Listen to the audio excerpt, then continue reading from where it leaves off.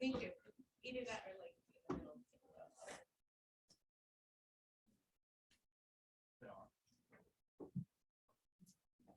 Hello, hello, yes.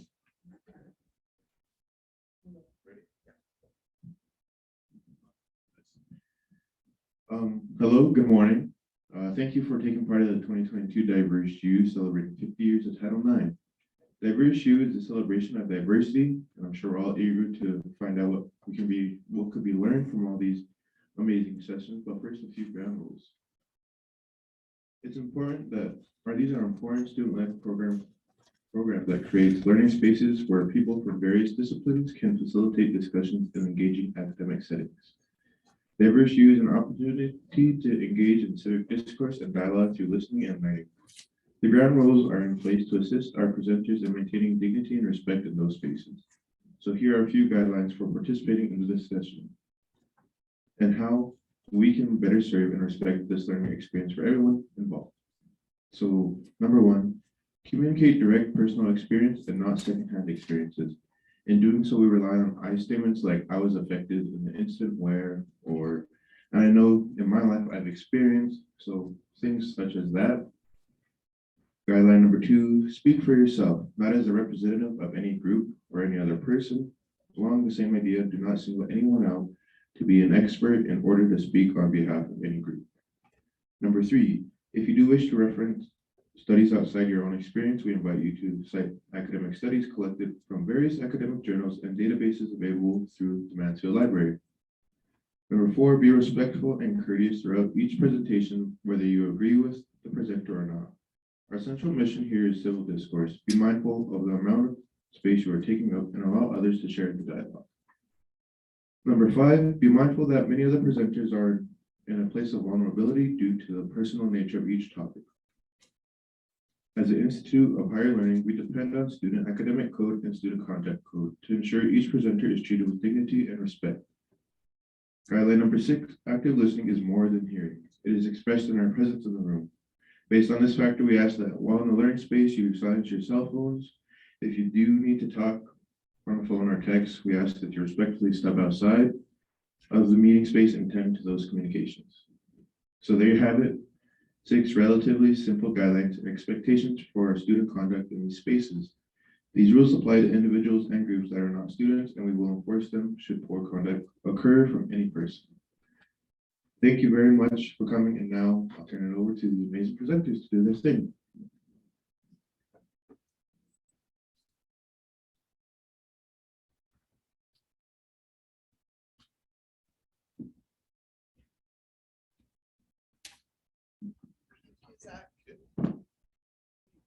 We're at the age where we struggle with technology.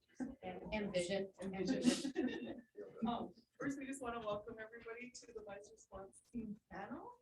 We have a couple objectives for today.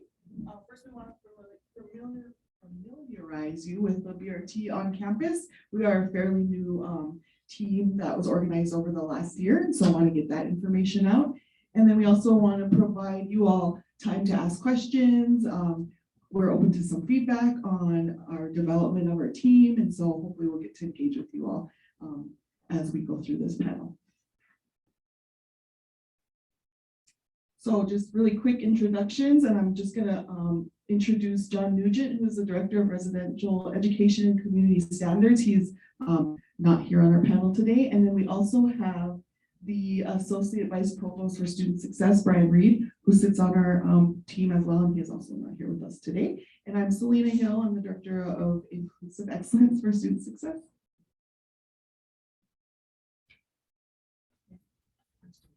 Good morning. My name is Murray Pearson. I'm the Director of Multicultural Affairs here at the University of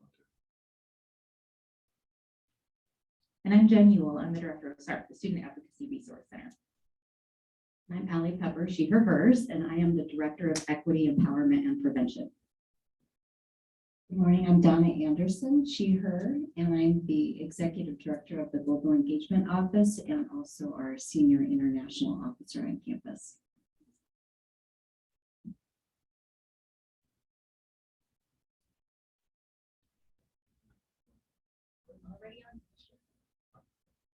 So we'll start out talking a little bit about our mission here, and you guys can read that. There are a couple of key words that are in there. One is safety, or safe and inclusive campus. Those are things that were at the forefront of what we were attempting to bring to fruition here. And also the term inclusivity is tossed around quite a bit, but we want to make sure that we are being extremely inclusive in terms of things, and not just bringing people in, but bringing them in and empowering them to have their voices heard within the context of these spaces that we're trying to develop here on campus. Let's talk a little bit about the history in terms of the development here. Everybody on the panel here have been working, not necessarily in isolation, I don't want to say siloed either, but working within their own context and in terms of handling some of these issues of identity harm on campus. And what we wanted to do was to build some bridges between those groups to make sure that students are getting the full benefit of everything that we have to offer from a holistic standpoint relative to these things that we're doing. So we had been working individually, from a programmatic standpoint, and providing space where the recipients of identity harm could process their experiences in a confidential, secure, and safe environment. 4 or 5 things here. Identify campus and community-based resources for impacted parties, making specific referrals to campus-based resources were available, as well as outside entities when that was necessary, and then exploring available options for resolution. So each of us were doing these things in that context, but what was missing was some coordinated effort, and that's why the BRT was formed. We are, as Salena said, we're in the nascent stage here. We're just kind of getting together here. Part of today's forum is to get feedback from you so that we can better deliver these services that are out there and provide a better product for the students that we intend on working with. Okay, purpose-wise, a couple of different things. Those points are up on the board, but if you look at providing recipients of identity-based harm with supportive, and I would also add an appropriate resources, making sure that those resources are tailored to meet the needs of the students that we're working with. Encourage constructive and, where possible, transparent dialogue between individuals and communities involved. Transparency is important in terms of what we're doing here, but it's constrained to some degree by limits placed on us by confidentiality. Making sure that that's at the forefront of what we're doing, but still trying to maintain a level of transparency. We don't believe that those 2 things are mutually exclusive. From the campus community standpoint, looking at promoting campus awareness through education, basically knowledge attainment and training, so skill set development about the impact of bias-based harm. That's for faculty and staff as well too, throughout the university system. Specific to administration and faculty, the last 3 things we're talking about are recommending policy and service changes based on trends and findings. And in this context, I talk about demographic congruity. A lot of times what happens in the development of programs, and I've been party to this, and I've been one of the perpetrators of it too, quite honestly, is that we sometimes take a program from somewhere else that seems workable. And we may or may not have the data available at that particular time, but it seems workable. We'll pull that program in and we'll just take it and hammer it over the issues that we've got and make sure that it's malleable and all of those things. I think we're doing a disservice from that standpoint. We need to be specific to the demographic that we're working with. Montana's different than NYU. University of Montana is much different than NYU. So we need to be specific to the concerns that we have at Montana in terms of development moving forward. And I think we're doing these things as it sits right now. We talk about linking or connecting, it says identify up there, and organizing, and that's setting up the administrative structure, institutional responses to the events, right? Want to make sure that there's some congruity in terms of these things. That's part of the reason for coming together, making sure that we are congruent in our message, that we're singing from the same sheet of music to some degree, so that if something happens on campus, that there's not 5 different opinions in terms of what's going on. That's another reason for being able to meet and confer and to deliver a uniform message from that standpoint. And then categorize and track reported incidents of identity harm is pretty self-explanable. And finally, we want to be able to aggregate or summarize and disaggregate, break down data in order to better serve areas of impact.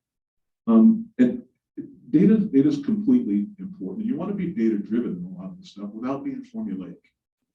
In that data is completely important, but you also want to make space for lived experiences. Make sure that the narratives that students are bringing to you are part of the development, the implementation, and the continuation of whatever program that you're looking at developing here. So those are things that I believe that we are dead set on doing in terms of moving forward with this program.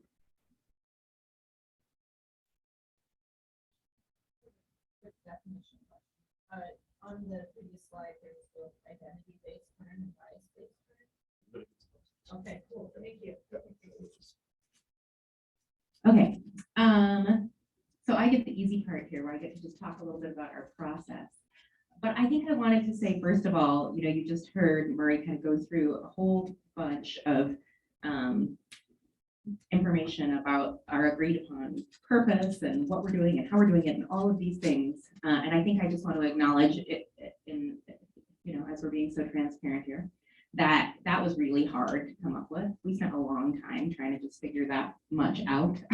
So we started meeting last year, actually. And I think we started meeting every week for a while, trying to figure out what it was we were doing, what we wanted to do, what we could do, honestly, together. And so we met together weekly for, I think, a few months before almost a year, okay, about a year, long time, to try and figure this out. And so we came up with what we have so far. And as you know, this is still in the midst of transformation and evolution as we go. And we're really happy to have any of your thoughts as we figure it out together. So at this point, what we are doing is meeting every other week. All of us in the course of our work, as you heard Marie describe, get reports, honestly, of different kinds of bias that folks have experienced. And we bring that to the group. A lot of times we will email that in during the week. So we have like an agenda to work from when we meet every other week. We meet for an hour and a half every other week. And what we're doing in those conversations is really with the permission of the folks involved, bringing those things to all of us as experts, bringing all of our knowledge from our own areas and our own relationships to bear on those issues and just trying to figure it out together. Like, what can we do? What is possible in support of this person, and what is possible as far as an institution and a system as far as change goes? What can we do together? So that's what happens in our meetings. This is kind of how the reporting process goes at this point. As I said, usually it's a student, but it could be a staff or faculty member as well. Would maybe talk to one of us about what was going on. And then with their permission, we would bring that to the group. We would discuss, and then we would usually either have some sort of, we would go back to that person and offer them options, basically. And one of the options could be that it could be something that could go to Title IX for an informal discussion and maybe a more formal resolution. Or other options could look like different ways in which we have identified resources and supports here on campus and in community that we feel like could really help to address the situation and what's going on. And so those are kind of the ways in which we are able to support students and others at this point.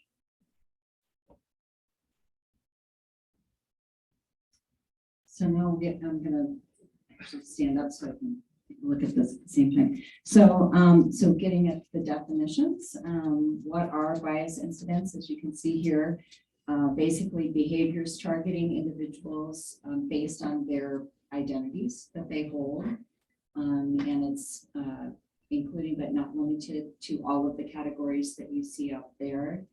What it actually looks like when it occurs can range from something that is verbally expressed to a physical behavior, including violence, physical violence.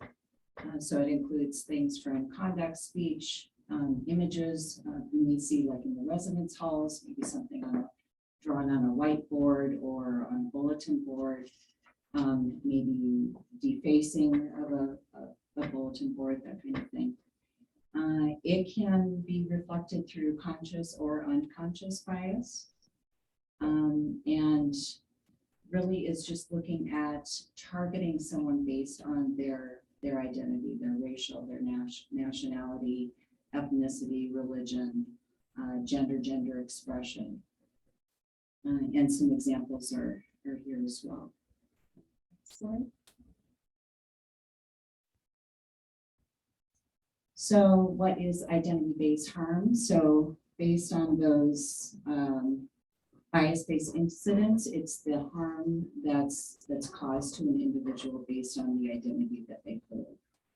So again, based on all of those categories, and what that harm does is it may impact their ability to perform as a student or to be present on campus or in a particular space on campus, whether that be a residence hall, a classroom, or just passing through different spaces on campus.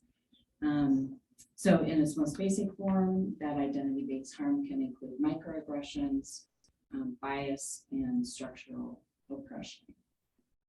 Does that help answer your question about definitions?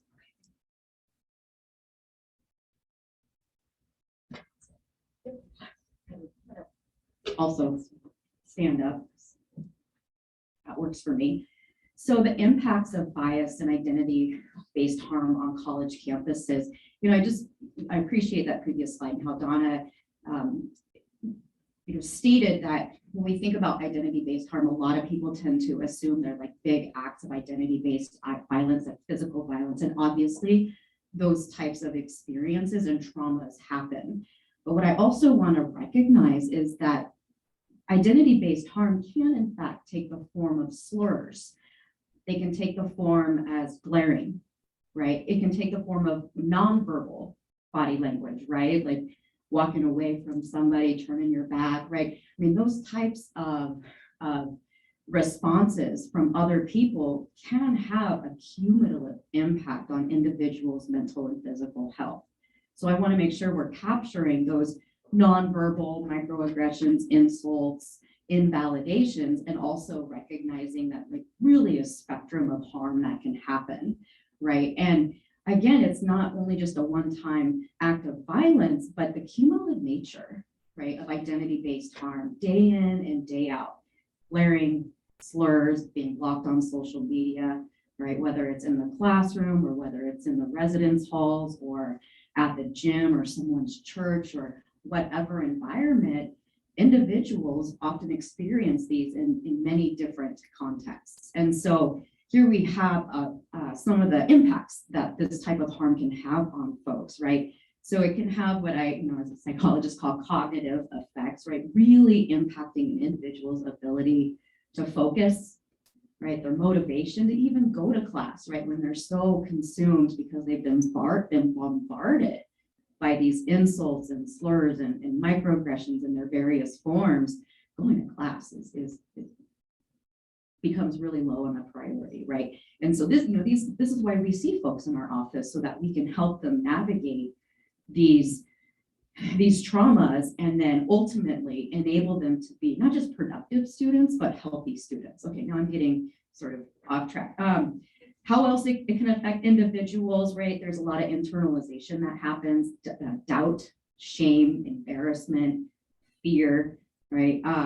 Internalizing the encounter, asking what's wrong with me, right? Students can isolate and become withdrawn because, oftentimes they don't feel like they belong in one place or another because these microaggressions and insults and slurs are coming from all different contexts. Oftentimes students self-harm in various ways, whether it's directly or maybe indirectly, starting to engage, and I say indirectly just to represent, harmful behaviors, compulsive drinking and eating poorly and lack of sleep, right? Those types of behaviors that affect not just our mental health, but our physical health. Self-deprecating coping mechanisms, speaking to the self-harm. Students failing to establish relationships with others due to fear, how they'll be received, if they'll be accepted, if they'll be included, right? Students begin to act out themselves, perhaps physically, right? Things start coming out sideways because they're, well, I can get into the psychology of it, right? But just start acting out in ways that may not make sense to other people, right? But for them, this cumulative effect of these insults, there's some way, there's somehow it needs to be expressed. Students develop sleeping problems, inordinately, I can spit that out, irritable or anxious, seeking comfort and substance abuse. So a lot of different ways that bias can impact our students, right? And this is why this is such a priority for us, is to not just name this, but then to establish a mechanism where we can help support students.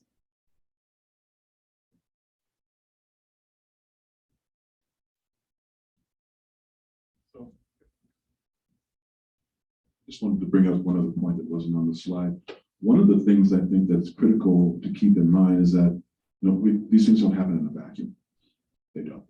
And when they do happen, students have to process these things, all the things that Allie was talking about. They also process what somebody else out there is thinking.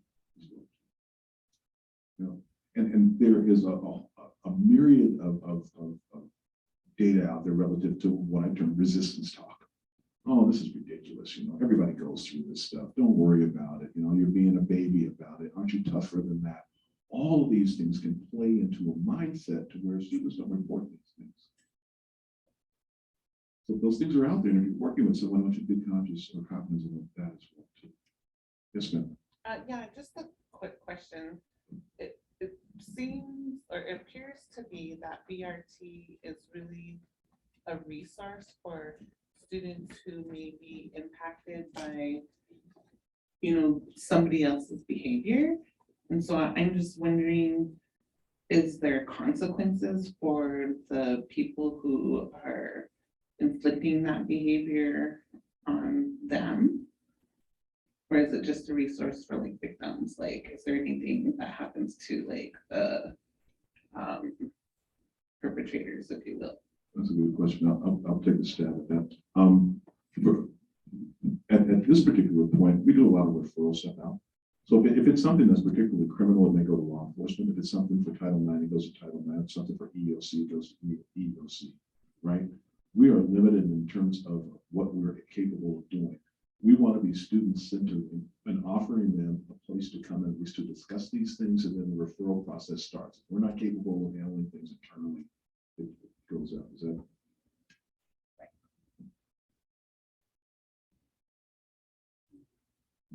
I did just pull a slide that we created about some of the problems that we found, not only at our institution, but other institutions with BRT teams. And a lot of times it is that we don't have a power to discipline students, especially perpetrators or aggressors of some of these microaggressions. And so we really work closely with student conduct, John Nugent's on our team. And then we also heavily consult with our Title IX EO office.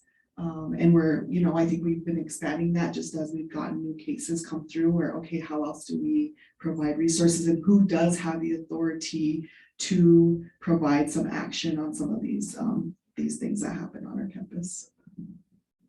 I'll just follow up with that, so Twyla, in a sense, with our collaboration with Conduct and EO Title IX, there are mechanisms.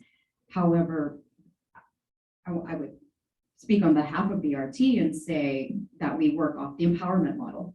So a student is welcome to come to us for support so that we can try to arrange interim measures, supportive measures, maybe counseling, maybe just even a connection with someone that they can go to, a mentor, an advisor. And it's truly up to them if they want to formally report to Title IX or Conduct, right? And there's a few exceptions there, like to borrow Alicia's term, repeated pattern of prohibited behavior, then things might be taken, we'd work with them to work through that process. But, the empowerment model is really important in allowing students to make that decision. And I feel like I should say, just to be totally clear, Title IX has a lot of different ways it can support students. So Because someone talks to Title IX about something that they've experienced does not mean that there has to be a formal report that goes forward with like official consequences and or a hearing. It doesn't, that doesn't have to happen.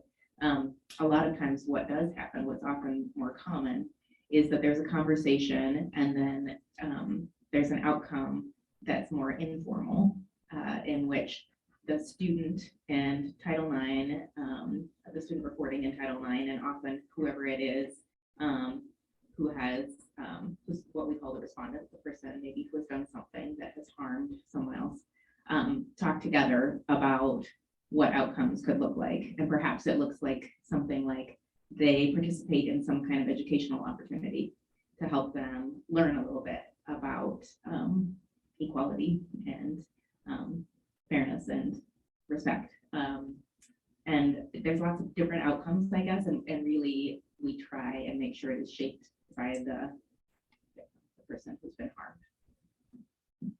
I think just one thing I want to add to that before the follow-up question is that what we're finding in this process is that we don't have processes for these types of incidences that happen on our campus. And so what we're really trying to do is navigate what processes we can utilize that are maybe not directly serving these incidences, and where do we need to start thinking outside of the box. And so that requires a lot of thought, and to make sure that we're doing it in an equitable way is also a priority for us, I think, as a team. And so I just wanted to add that before the follow-up question. Yeah, and I would add as well that I feel like that's one of the true values of this team, is that each of us in our individual little programs didn't really have the ability to try and figure out how the institution could create better, more responsive, programming and supports, and this group allows us to work for that. Well, and I think that answers maybe my follow-up question. I was just wondering, like, if some of those behaviors that maybe a student has experienced from a respondent, or I don't know what word to use, but is that not included in the student conduct code, or is that like outside of that realm? Or many of those things are in the student conduct code as well. And so now you're beginning to get a window into how complicated this can be, right? So yes, it could be something that would be addressed by Title IX. It could also be something that's contemplated and addressed within the conduct code. Those things could be happening separately or at the same time. But conduct code and Title IX communicate with each other to try and figure that part out. I would just add that it's been rare that it's been singular. There's been so much overlap in terms of systems that are there relative to responding to whatever issue the student is particularly is happening. So it requires, to use Selena's word, navigating those waters to a very large degree from our standpoint, and trying to find out the most effective way of getting some level of redress for the student that they're working. And just to follow up a little bit more is, to be honest and transparent, there are gaps. We've had a few cases where we're not sure where exactly it fits or whose jurisdiction. I need to cut off the coffee. Jurisdiction, you follow me? Okay, it falls under.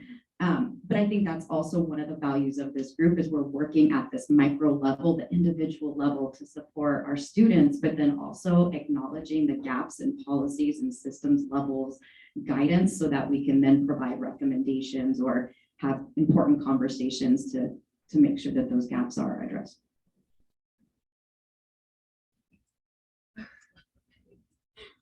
I would just bring your attention to the second one that's there, because a lot of times what happens in these cases, as students are saying, do something that we want something done right now. Well, the process takes time.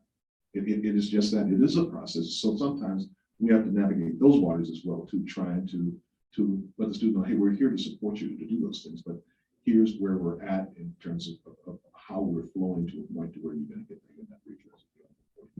Yeah, we get a lot of, what the hell are you guys doing? Come on, we want something done today, right now. And unfortunately, we don't have the capacity to do those things with that level of immediacy. But I do say that we also, as a team, we also feel that way sometimes. It's like, what? We don't have a process for this, or we don't have a way to navigate this. We don't have any consequences for this type of behavior. And so sometimes our process is like educating each other about what we do know so that we can, again, start to think, well, maybe that's mainly for me, educating me so that I know that, so I'm not, emotionally charged by when students do come into my office and are experiencing harm due to their identity. Your questions really help us think this through and help us understand where we're not being clear about what our team does. So we welcome any more questions that you have.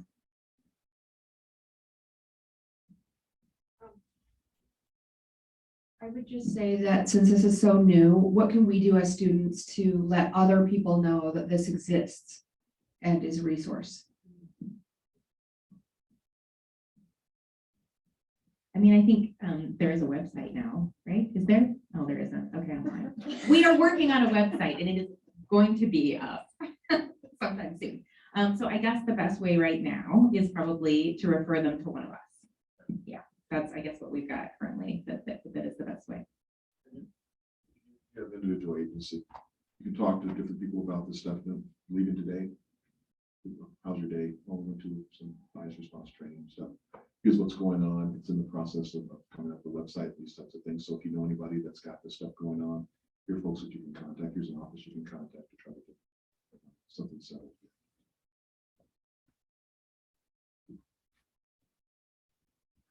The other thing is, for those of you who are involved with student organizations, student groups, once we do have the website launched, please invite us to come and talk with your group.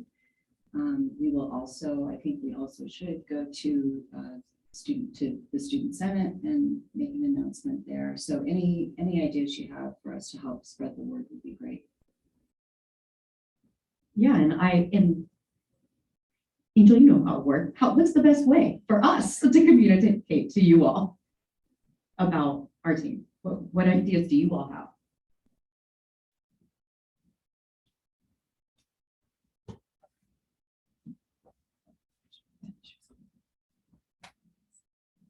I have a question that is a little bit unclear to me and therefore might be unclear to students as well. And that has to do with your scope of influence or response. Because our students don't live in vacuums, it's not just happening student to student or on campus. What if something happens to a student out in the community?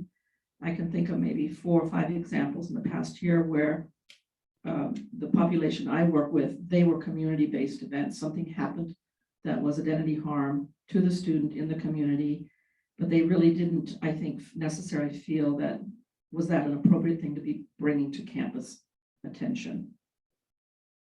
Well, I know what I can offer, at least from SARC, is of course that regardless of where our students have experienced harm, we still provide support. So we can still provide free counseling, we can still provide advocacy services through SARC. We as a team don't necessarily have the ability to make change outside of campus, but I know that many of us would be willing to work with that student and accompany them if they wanted support in talking to that person or group or whatever about what it was that they experienced. In my capacity, I agree completely. Let's say that something happens in the community and it involves a referral to law enforcement. So taking a student or walking a student through that process or taking them to the proper people that will be able to handle that, I think it's equally as important, whether it happened on campus or not. It's still harm. It's still something that they bring with them from the community back to campus, and it impacts their ability to learn. So no matter where it happens, no matter where it occurs at, I think that we've got an obligation to do the best we can to make that referral and support them in whatever way we can. That means walking them into somewhere, talking to other people, finding new avenues of referral for things that have happened. That's our obligation as well too.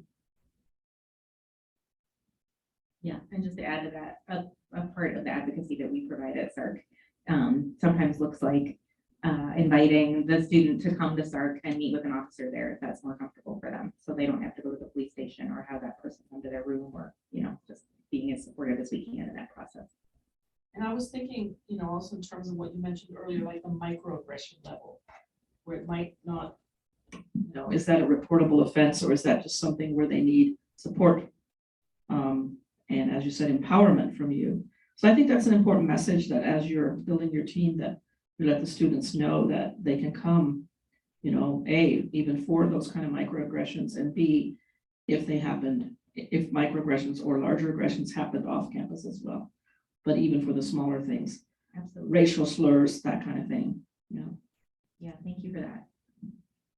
I just wanted to add that both Marie and I work closely with the JEDI consortium within the city, county. And I've had outreach from that consortium as well to say, hey, how can the city support the efforts or the experiences that your students are having in our city and county as well. So I think each of our individual offices have direct lines into community type supports as well. So I did want to address the website question because I do feel like, our website isn't the best, but that's where people usually start. One of the reasons we haven't, we have a website in draft stage, but because of the language that we're using, we want to make sure that once we have that language, we want to make sure that that's what we stick to. And then the process, because we've been developing the process and we want to make sure that it's clear. And so, but we got to make sure it works for us too. So before we get a lot of information out there, we wanted to, I guess, solidify what we were doing, which I know then limits access to our team, but this was one of the reasons we wanted to present here so that we could start talking about that. My office is in the branch center, which is on the second floor of the University Center. A lot of my role on this campus is to provide advocacy and support to underrepresented students.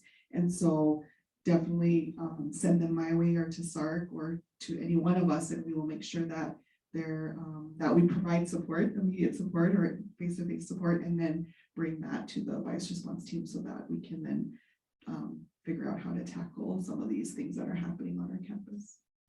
Yep. And the SARC office is in the Curry Health Center East End entrance, and we also have a 24-hour support line that people can call at any time and talk with somebody about what's going on and get emotional support and referrals to resources. And that number is 406-243-6559. And honestly, I think, if you're working with someone, a student, a peer, whomever, and they're not sure where to go, accessing any one of us right now, we can help navigate to get to the right place, the place that best fits that person's need. And then Title IX also, if they get reports on their website that they feel is better, will be better discussed or problem solved with our team, they'll refer those as well.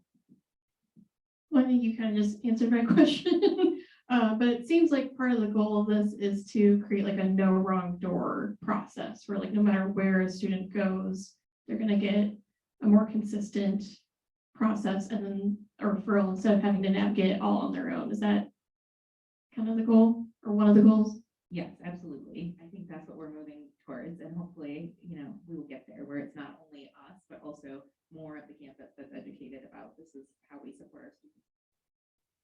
I love that terminology. Is that yours? Can we steal that? It's from the houselessness, or they use it a lot too. Yeah, The that's coordinated wonderful. That's wonderful.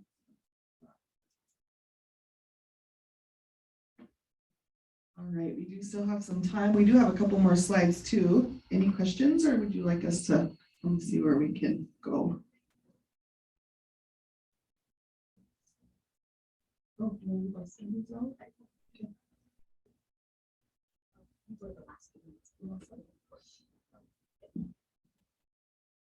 So we prepared a few slides to follow up on situations that often come up, potential questions. And one of the questions we sometimes get is not just, similar to your question about how to support students where these types of incidents, identity-based incidents happen in the community and causing harm. But speaking to, what can we do as individuals to support someone who might disclose, right? I mean, it's great that you all are aware of the BRT now and can refer, right? But then also, like, how do you support people who disclose, right? So just some of the, some bullet points on how we can support individuals who disclose they've been through identity-based harm or, the microaggressions that we've spoke of earlier. So when someone discloses to you, if it's like, let's say it's not, like you're not witnessing the event, right? They've come to you after the fact or whatnot. It's really important to demonstrate empathy, like feeling with them, right? And sometimes it can be challenging, even as a professional. I'm a white woman, right? And so I cannot relate to the experiences of people of color. It's just, it's not going to happen, right? And so I can't like feel with them, but I have experienced anger and sadness and frustration from other events in my life, right? And again, I don't want to impose that on an individual I'm working with, but I can feel with them, right? And that's what empathy is even if you can't relate to what they've been through, just relating to the emotion, right? And that's empathy. That's the essence of empathy. Listening actively and really listening, right? And actively, you're all doing it now just by the eye contact and the head nods, right? And the notes you're taking, like you don't have to take notes when they disclose, but I'm just saying, like, just being engaged is really important and being non-judgmental, right? Not asking a lot of questions, right? One of the things that I like to tell people I work with is we're not investigators, right? And that's other folks. Let them do their jobs. I'm going to believe you. I'm going to support you. I'm not going to ask why and how come and those types of questions. I'm going to allow that person to guide the conversation. Support them, right? They're not to blame. Bottom line. Validate most of their thoughts and emotions. And what I mean by most of their thoughts and emotions is, validate, yes, their anger, their sadness, their frustration, their disorientation, their lack of memory, their confusion. I had already said that, but you know what I mean, right? But what we don't want to validate are, I should have done this. How come I didn't do that? Why me? I'm this, I need to change, right? That kind of stuff, the self-blame, let's not validate, but let's validate the emotions and the thoughts that they're expressing. Meet them where they are. And this is the essence of the empowerment model, right? What do they want? Do they want support? What kind of support? Do they want formal counseling? Do they just want someone to hear them, right? Do they want to file that formal complaint, right? Whether it's the police department or EO Title IX or conduct, right? We're really going to support them where they are. And if they say, no way, and am I going to do that, right? Well, if you ever decide to, I'm here for you, right? So that we're supporting them where they are. Know your resources. So BRT, but then also obviously campus and community resources that we can go into in more detail. And then fortify your own self. This work is hard. It's super challenging, right? So making sure you're demonstrating and you are practicing your own self-care, right? Re-victimization, secondary traumatization, this stuff can bring up stuff in us, right? I'm so grateful to work with these colleagues who we can not only talk about, the professional side of things, but then I can walk into Salena or Jen or anyone's office and just have a meltdown and get support, so that I can continue to do this work, right? And this applies to you all too. Find a buddy that you can work with so that you can continue to support the people that you care about. If you're present during a bias incident, again, consider your own mental and physical health before responding, right? That's going to largely inform if you respond and how, okay? Give yourself permission to take care of you, right? And so in the moment, you might not feel safe, and that's okay.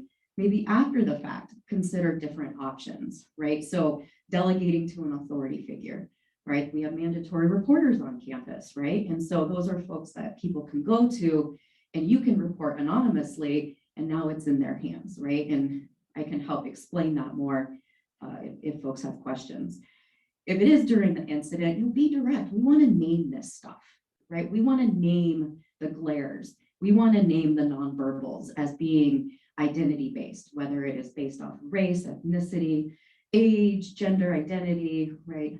Sexual orientation, we want to name it, right? So being really articulate, because when we name it, our awareness increases, and then we know better how to support each other. It's possible to diffuse a situation, right? Sometimes this is great, especially if we're feeling a little threatened. Like, hey, I noticed something's going on. Hey, let's go grab some coffee, right? Statements like that to help in the moment, perhaps diffuse the situation and check in with the individual who is the target of those microaggressions, those insults, that identity-based violence.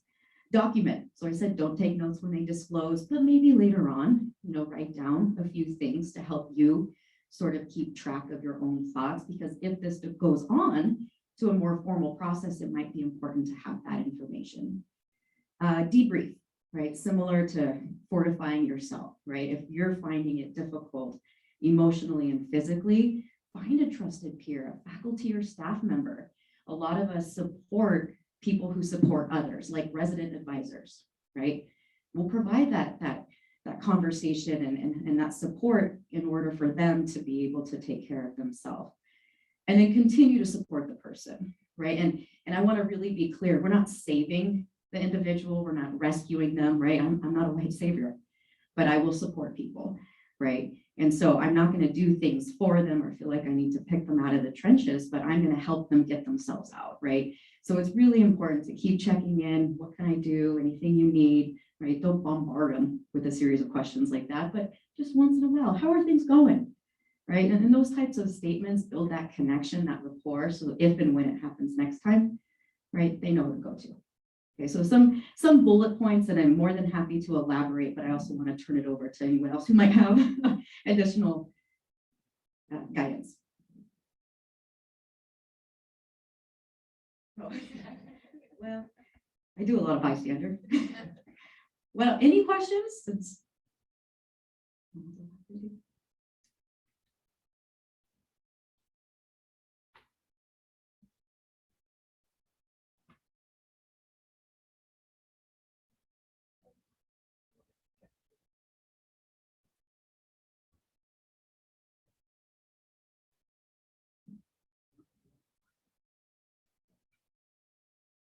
We are truly a team, just like as you see our process right up here. All right, Marie had put together an exercise that would hopefully create some discussion. And so, Marie, do you want to go ahead and lead that? Yeah, I think I brought the wrong glasses with me this morning. Yeah, talk about being old. This is just a quick exercise for everybody, get everybody to participate here. And I'll just read it. Consider for a moment an incident where someone said something about your sense of who you are, your identity. And that comment could have been intentional or unintentionally minimizing, marginalizing, insulting, trivializing, or condescending. Turn to the person next to you or someone close to you and share the following. What was said to you, how it made you feel, how you responded to what was said, how you felt afterwards, and what do you feel is necessary to support recipients of identity? So just take a couple minutes to do that. Everybody jump at once. Yeah, kind of get together. And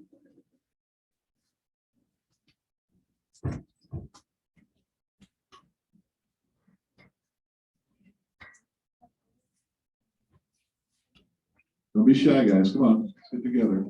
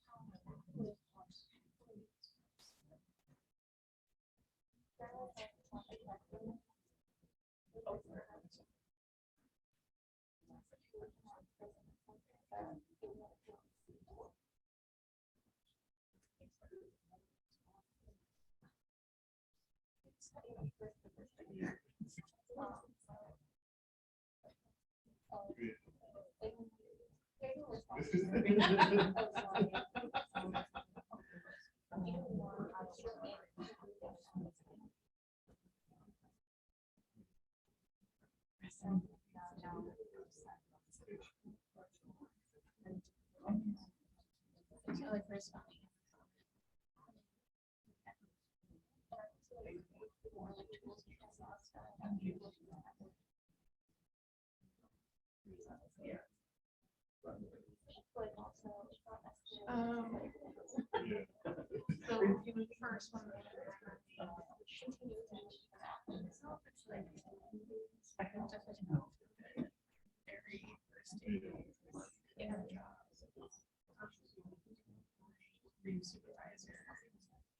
So about another minute, guys. We'll get back together.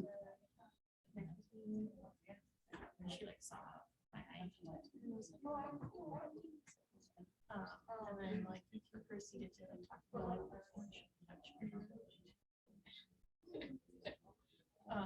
and I like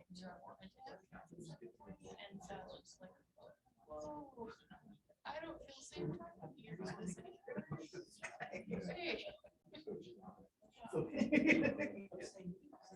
Yeah.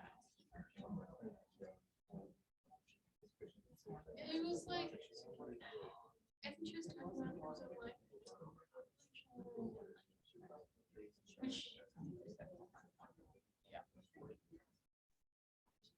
I don't remember. Probably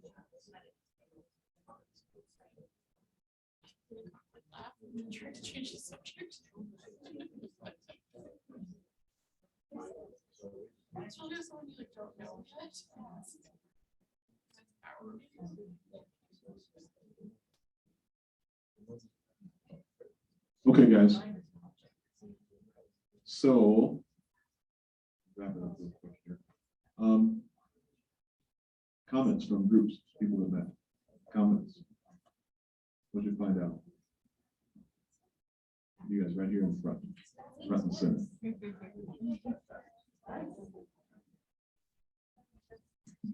Okay, so I'm gonna just explain who we are. I'm Julia, this is Kevin. I am bisexual, Kevin is gay.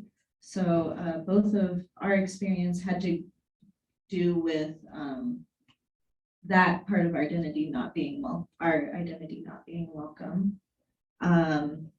And both of us expressed like this shame, like this embarrassment of, is there, what did you say?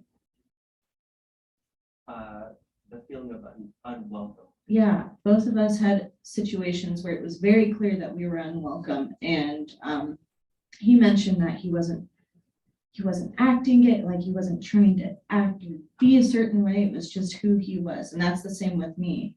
And it was just like this idea of who we are as people is not welcome. And then, yeah, I don't think we got to what do you feel is necessary to support recipients, but we have that shared experience, that shared shame. I don't know how to go further from there.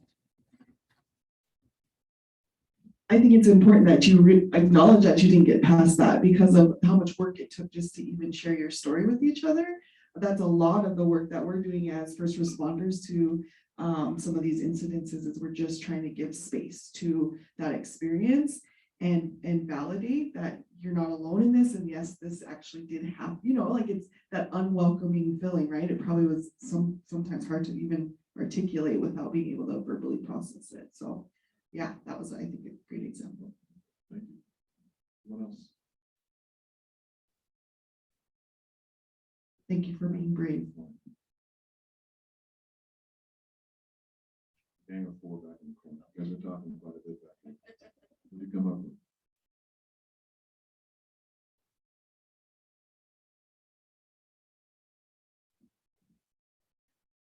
I think that we were discussing how we wish that we had been given the tools to respond to a situation. And like us as women have like experienced being maybe called certain things or being addressed in a certain way. And it's hard to know what to say in that situation in order to not kind of prove that person right.